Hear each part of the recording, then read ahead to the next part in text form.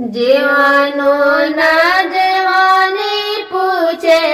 लगली सखिया कहूँ रे साखिया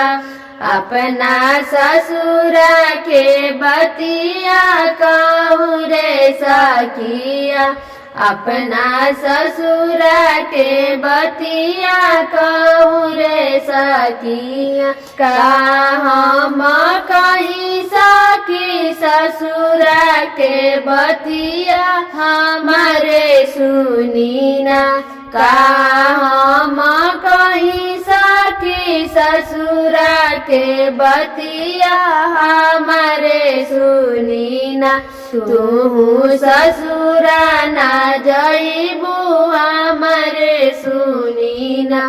तू ससुर ना जइबू हमारे सुनी ना सासु मारे तनवा ननद बोले बोलिया गोतिनी हमरो न सासु मारे तनवा ननद बोले बोलिया गोतिया हमरो न घरवा लवली उदा बसवा गोतिया हमरो न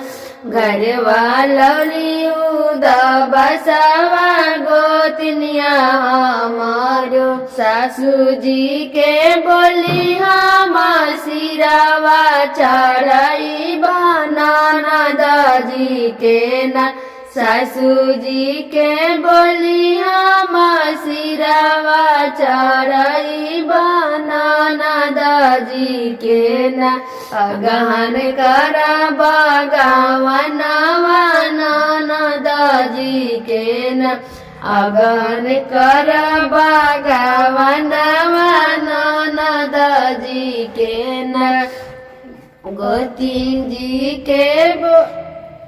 बोली हम माया लगा करई बा छुट्टी रे जाई है ना गोतीन जी के बोली हम माया लगा करई बा छुट्टी रे जाई है ना घरवा लावल उदा बसवा छुट्टी रे जाई है ना घरवा लावल उदा बसवा छुट्टी रे जाई है ना।